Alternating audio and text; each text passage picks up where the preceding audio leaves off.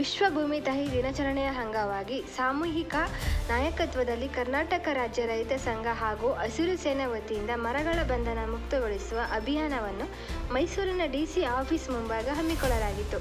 ಮರಗಳ ಬುಡಕ್ಕೆ ಅಭಿವೃದ್ಧಿಯ ಹೆಸರಿನಲ್ಲಿ ಪಾಲಿಕೆಯ ವತಿಯಿಂದ ಕಾಂಕ್ರೀಟ್ ಹಾಗೂ ಡಾಂಬರೀಕರಣ ಮಾಡುವುದರ ಮೂಲಕ ಮರದ ಬುಡವನ್ನು ಸಂಪೂರ್ಣವಾಗಿ ಮುಚ್ಚಿ ಹಾಕಿರುತ್ತಾರೆ ಎಂದು ಮಂಜು ಕಿರಣ್ ತಿಳಿಸಿದರು.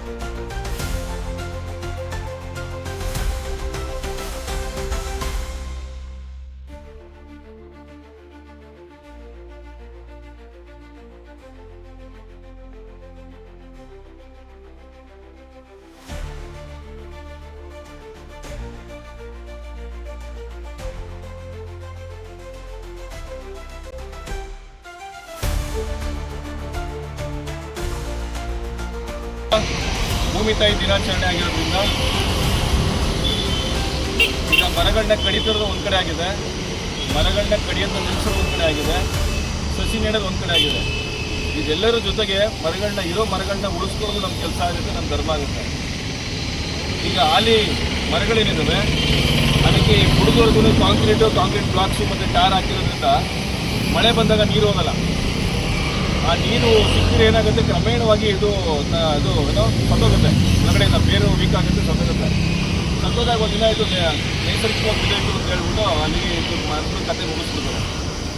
ಆವಾಗ ನಾವು ಯಾವ ಅರಣ್ಯ ಇಲಾಖೆಯವ್ರನ್ನೂ ಕೇಳಂಗಿಲ್ಲ, ಕಾರ್ಪೊರೇಷನ್ ಕೇಳಂಗಿಲ್ವಲ್ಲ, ವ್ಯವಸ್ಥಿತವಾಗಿ ಕೊಲೆ ಮಾಡ್ಬಿಡ್ತಾರೆ ಮರಗಳನ್ನ. ಅದಕ್ಕೆ ಇವತ್ತು ವಿಶ್ವ ಭೂಮಿ ತಾಯಿ ದಿನಾಚರಣೆ ಆದ್ದರಿಂದ ಸಾಂಕೇತಿಕವಾಗಿ ಬಂಧನಕ್ಕೊಳಗಾಗಿರುವ ಮರಗಳನ್ನು ಬಂಧನ ಮುಕ್ತಗೊಳಿಸೋದು ಅಂತೇಳಿ ಶುರು ಮಾಡಿದ್ವಿ ಅಭಿಯಾನನ. ಈ ಭಾನುವಾರ ಅಲ್ಲ, ಮುಂದಿನ ಭಾನುವಾರದಿಂದ ಪ್ರತಿದಿನ ಬೆಳಗ್ಗೆ 6:30 ಇಂದ 8:00 ಬೆಳಗ್ಗೆ 2 ಅವರ್ ಸಿದ್ಧಾರ್ಥ ಲೇಔಟ್ ಬಡಾವಣೆ ಏನಿದೆ ಡಿಸಿ ಆಫೀಸ್ ಮುಂದೆಯಿಂದ ಶುರು ಮಾಡಿ ಇಡೀ ಬಡಾವಣೆನ ಪ್ರತಿ ವಾರ 6:30 ಇಂದ 8:00ವರೆಗೂ ಈ ಥರ ಬುಡಗಳನ್ನು ಬಿಡಿಸ್ಕೊಳ್ಳುವಂಥ ಕೆಲಸಗಳನ್ನ ಶುರು ಮಾಡ್ತಾ ಇದ್ದೀವಿ. ಶಿವಕುಮಾರ್, ಕ್ಲೀನ್ ಮೈಸೂರು ಫೌಂಡೇಶನ್ ಮತ್ತು ಪರಿಸರ ಬಳಗದಲ್ಲಿ ಕೆಲಸ ಮಾಡ್ತೀವಿ. ಈ ಟ್ರೀ ಗಾರ್ಡು ಮತ್ತು ಇಂಟರ್ಲಾಕ್ನ ಅವೈಜ್ಞಾನಿಕವಾಗಿ ಈಗ ಅವರಿಗೆ ಮಾಹಿತಿ ಇತ್ತೋ ಕೊರತೆನೋ ಅಥವಾ ಮಾಹಿತಿ ಇದ್ದು ಈ ಥರ ಮಾಡ್ತಾರೋ ಗೊತ್ತಿಲ್ಲ. ತುಂಬ ಏನಂದರೆ ಮರದ ಬುಡ ಏನಿದೆಯೋ ಅಲ್ಲಿವರೆಗೂ ಇಂಟರ್ಲಾಕ್ನ ಕ್ಲೋಸ್ ಮಾಡಿಬಿಡ್ತಾರೆ. ಈ ಬೆಂಗಳೂರಲ್ಲೂ ಅಷ್ಟೇ ತುಂಬ ಮರಗಳು ಗಾಳಿ ಬಂದಾಗ ಬಿದ್ದೋಗ್ತಾ ಇದೆ. ಸಮಸ್ಯೆ ಏನು ಅಂತಂದರೆ ಇಂಟರ್ಲಾಕ್ನ ಕ್ಲೋಸ್ ಆಗಿ ಸಿಮೆಂಟ್ ಹಾಕಿ ಮೆತ್ಬಿಡ್ತಾರೆ. ಅದಕ್ಕೆ ನೀರು ಹೋಗಲ್ಲ. ನೀರು ಹೋಗದೇ ಇದ್ದಾಗ ಏನಾಗುತ್ತೆ, ಒಳಗಡೆ ಬೇರೆಲ್ಲ ಡ್ರೈ ಆಗ್ತಾ ಬರುತ್ತೆ.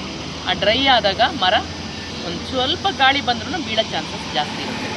ಹಾಗಾಗಿಯೇ ನಾವು ಒಂದು ಮರ ಸಂರಕ್ಷಣೆ ಅಂತಲೇ ಒಂದು ಗ್ರೂಪ್ ಮಾಡಿಕೊಂಡು ಹಲವಾರು ಮಹಿಳೆಯರು, ಪುರುಷರು ಎಲ್ಲ ಸೇರಿಕೊಂಡು ನಾವು ಎರಿಷಿಯನ್ ಕಾಲೇಜಿಂದ up to Bannur road circle ತನಕ ಈ ಕಾರ್ಯಕ್ರಮ ಮಾಡಿದ್ವಿ.